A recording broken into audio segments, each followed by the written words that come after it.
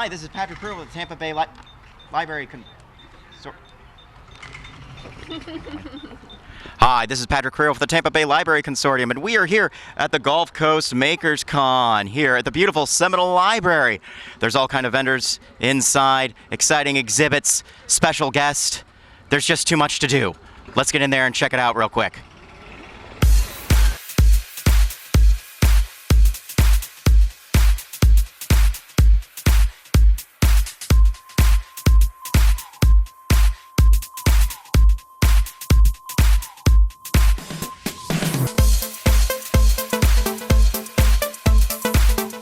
Hey, Patrick Creel here with Alden of Electric Shoebox Studios, and I have to tell you, just absolutely amazing. Please tell me about your creativity, where did it come from? Because it seems it's very unique from other kinds of artists that are out there. Well, I appreciate that. Thank you. These are all digital illustrations, and I think the thing that really captured my interest in that whole world is that the idea that you're drawing with light. Okay. Oh wow. Yeah. Yes. Yeah. Absolutely. You know, one of my things growing up, I had this. I would always imagine like I had a light pen actually, and that I could draw things in space. A light pen in space. Wow. And then that's cool. with the advent of digital illustration, like with Photoshop and things like that, and so I use a Wacom tablet. And once I started doing that, I have a traditional background. Okay. I went to art school, a high school for the arts here locally, actually. Okay. Being that you're here at a library con, were you somebody that kind of grew up in the libraries and enjoyed coming to the libraries, and now this is kind of coming back to the library? And do you enjoy seeing like people from the library and get into that a little bit? Very much so. Yeah. Both my parents worked at libraries at one point. My sister works at a library right now. She works at the Largo Library. Oh, okay. So, you know, we're very into the whole, you know, we find it pretty important to get people connected. Oh, absolutely. Do you think events like this bring people back to the library? I hope so. Yeah. The libraries, I think, are so important. I think there's so many resources that people don't realize that they have at their disposal, especially right now. On the internet age, I'll just do it all at home, you know, with my connection. But when you go in, you have more of a sense of a community there, whether you know it or not. It's always really cool when you come to an event like this and you see something that you'd never seen before, and it's very rare to see this kind of art. Well, so it's very cool. Alden, have a wonderful day. Thank you. And we're going to go check out some other things. Give him a point for me, Alden. Point right at him. There you go. You're awesome.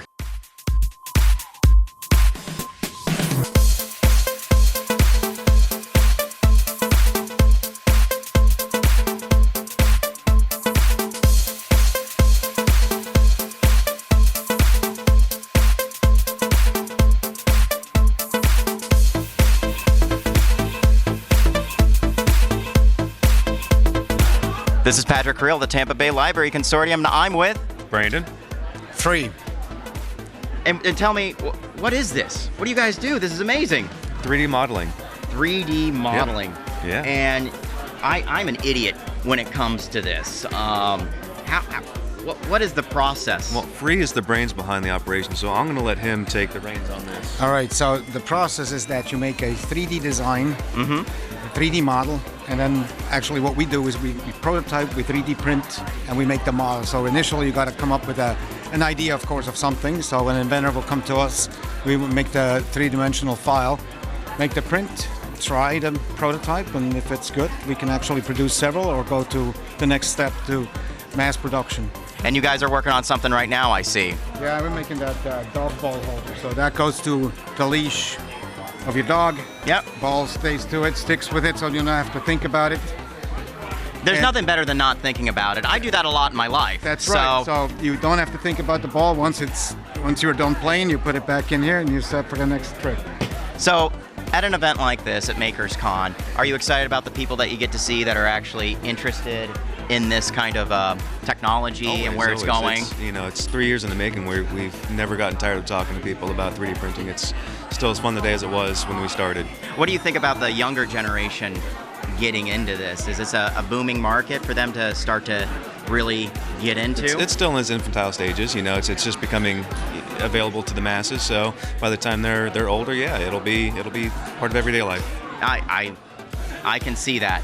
Guys, thank you so much for your time. This is absolutely amazing. My mind is not here anymore. So, again, thank you both so much. Appreciate it.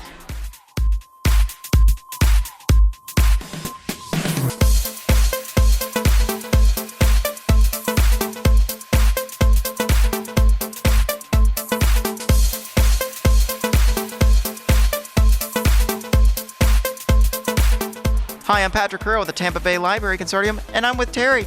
You are one of the brainchilds of MakersCon. Oh, well, yeah, sort of with Chad Marin. Yep, together we put all this together. So this is fun. Absolutely amazing. This has been going on for 4 years. Right, 4 years here, and we've been doing. I'm actually representing our organization, Eureka Factory. Okay. And so Eureka Factory had started a Tampa Bay Mini Maker Fair back in 2012, and we did a Mini Maker Fair for 2 years, and then we went, oh, let's do our own do-it-yourself independent. It's a maker festival. We don't need a brand. We can do it ourselves.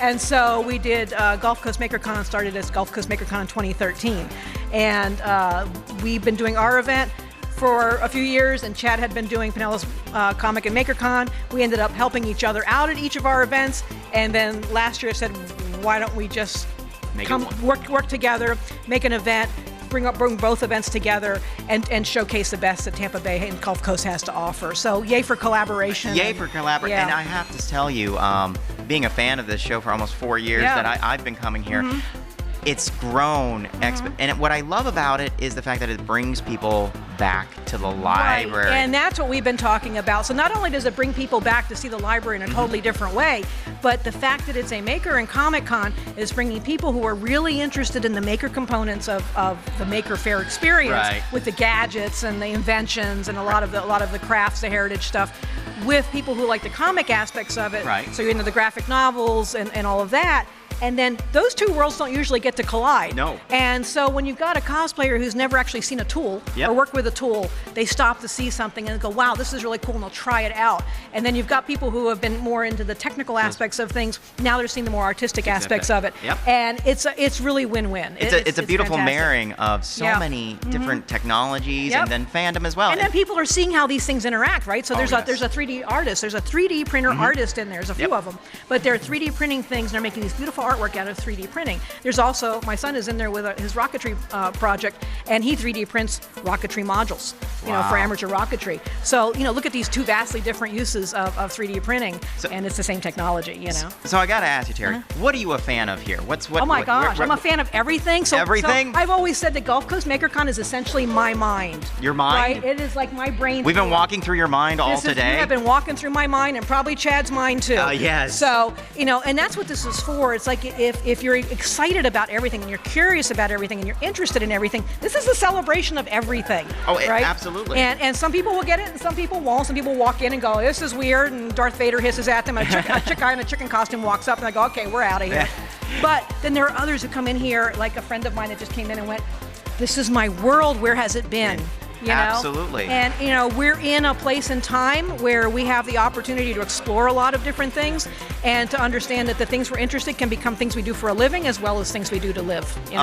So, like you said, it's just so amazing when you get, Pinellas County SWAT over here showing off their robots and gadgetry, and then you have amazing creative artists and we inside. have the first Lego League Junior team from Pasco County, and so you've just got this, and they're coming from Sarasota, and they're coming from, But what I love is that it's all local, and it's community. Yeah, it really is. It's really community driven.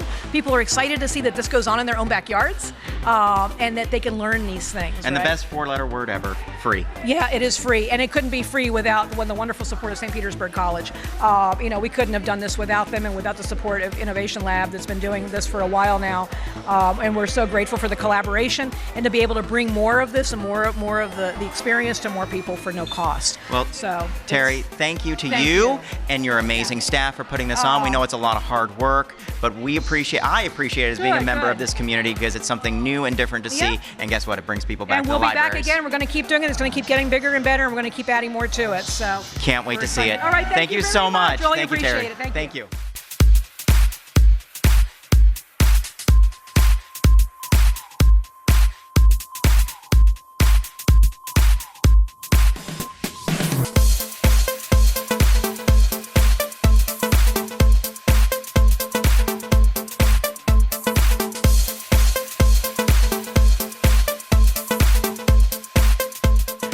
Hi, I'm Patrick Creel with the Tampa Bay Library Consortium, and I'm with Jeremy from the Sheriff SWAT, correct? Sheriff's Office, yes.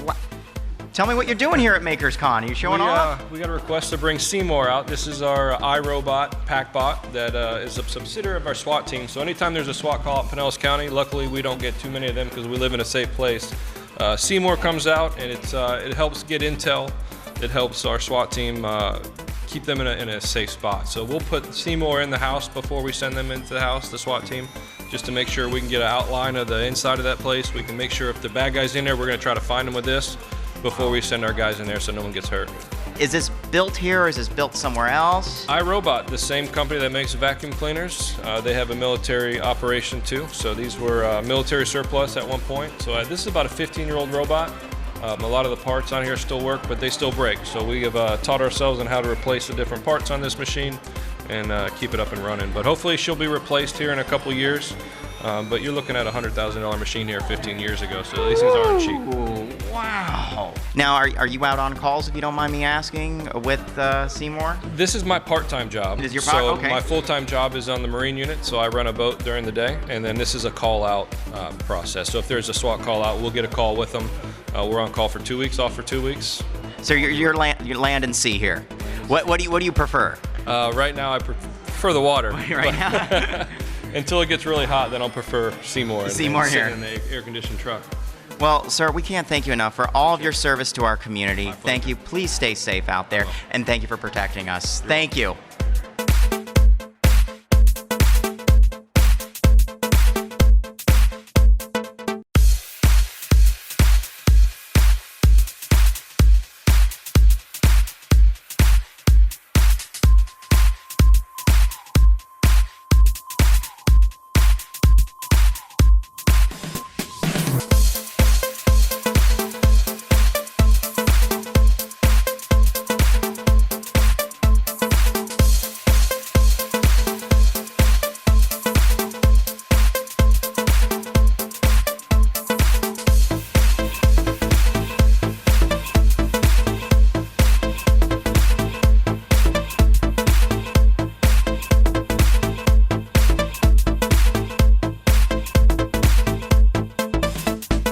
Patrick Creel with Tampa Bay Library Consortium. We're here at MakersCon with Chad, the brainchild, for how many years?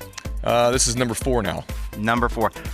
Why do you keep doing it? What's the appeal to doing an event like this?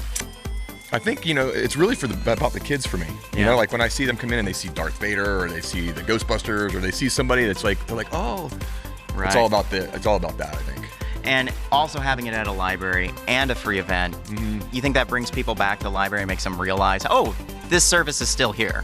Definitely. Yeah. A lot of people come in the library and like, oh my God, I don't know you guys do this kind of thing. Oh, and you've got videos and games and all kinds of stuff. So it brings them in, more visibility to the library, and it's great. So people forget the library's here. Oh, and all the services that it does offer as well. Oh, yeah. I know how much hard work that you've put into this for the past 4 years. I've seen this grow, and it's nothing better, just a member of this community, seeing an event like this grow. And like you said, kids coming back to the library, adults coming back to the library. Yeah. And it's just so awesome. And as behalf of somebody of this community, thank you for continuing to do this event. And I know it's a lot of stress and can be kind of painful at times, but at the same time, when we're actually here in the moment, it's awesome. It is. Thanks. I appreciate you coming out. Thank you. And again, take care. You too. Right at the camera. Thank you.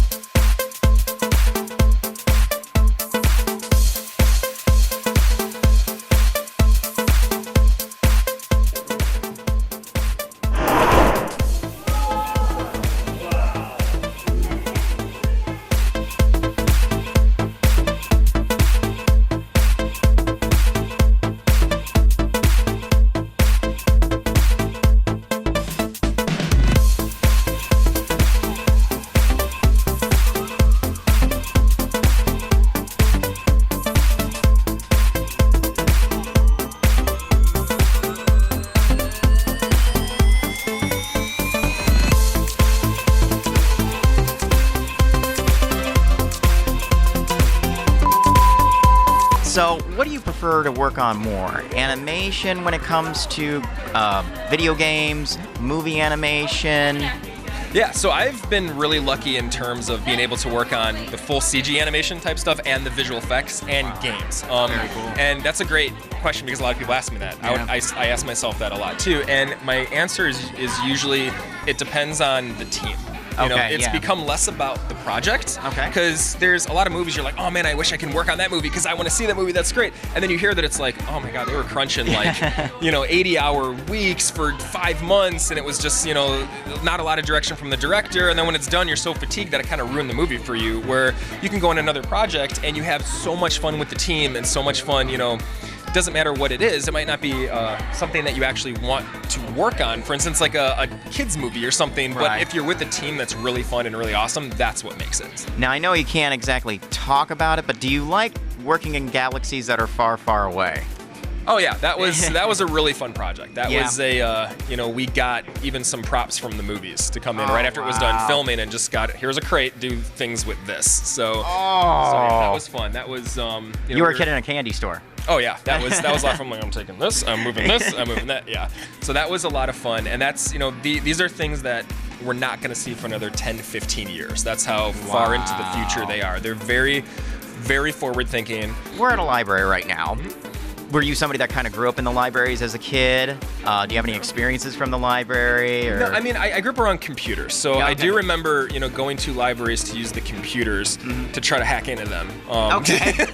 There it is, folks. yeah. Hack There in, it is. get your career. Yeah. So we can hack in and get Yeah. a career. Got it. Yeah. All right. That's how you do it. That's how you do it. Yeah. I didn't know. But it was because these libraries had I remember having, I think it was like Doom, like Final Doom or something, and it was like my 486 couldn't handle it. Okay. Or barely, and then I saw that like the Pentiums could, and the local library had all the Pentium machines. So I brought in my disc. I'm like, all right, we're doing this. playing this. Yeah, I'm playing this. So it was one of those. But yeah, I've always been around computers. Computers, I'm a huge computer nerd type thing. So it's always, it's helped me a little bit because I've been able to help. Like just the other day at the studio, we had like an NVIDIA driver type thing and how certain things render the right way. And just out of having just random knowledge because of that, they pulled me in to kind of help with that, So it does help. It's not required, but no, I was definitely someone that would use the library computers. Probably incorrectly most of the time, but it was a great resource to have. It was fun. Yeah. Absolutely. And what advice do you have for them as a final question here? What for them to get more involved in just getting their stuff out there? Yeah, is essentially just learn. Learn. A great resource is if you want to get into video games, just learn Unreal. It's completely free. They give it out for free. The full engine that they use to make video games with, you can build a full video game. It's free. Go out there. They have tutorials. They have videos. Maya, like I was mentioning in there, is free. They have a student version of it. I mean, these are, once you go to make money off of them, they turn into thousands and thousands of dollars. Yeah, Yeah, sure. But that's for the studio to take care of it. You work for. Yeah, but no, I mean, learning Maya, getting interested in that type of stuff. I always used to buy DVDs and Blu-rays and stuff based on what special features they had. Yeah, I'd be like, oh god. like this movie is terrible, but it has a really cool featurette of the making of. I'm like, I'm buying this 2 one. hours of behind the scenes. Exactly, yeah. Absolutely. That's so stay interested in that kind of stuff. But unlike the advantage that or disadvantage that I had, the major advantage is now there's resources online to learn all this. Anyone can get up and just go work in a major studio if they want to, based on the knowledge they can get online entirely for free. And I've known people to do that. Oh, wow. Too. Yeah. Well, we thank you so much for your time. Thank you for coming to No Makers problem. Con. Yeah. This is an honor for us to have you. Thank Awesome. you. It's great to be here. Come back. Will do. All right. Thank you.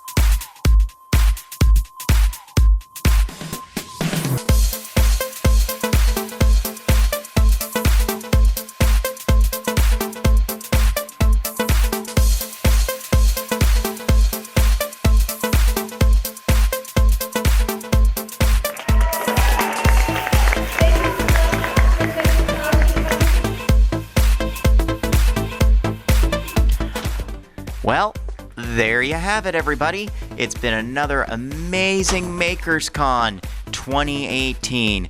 This is Patrick Creel for the Tampa Bay Library Consortium. Shh, it's a library.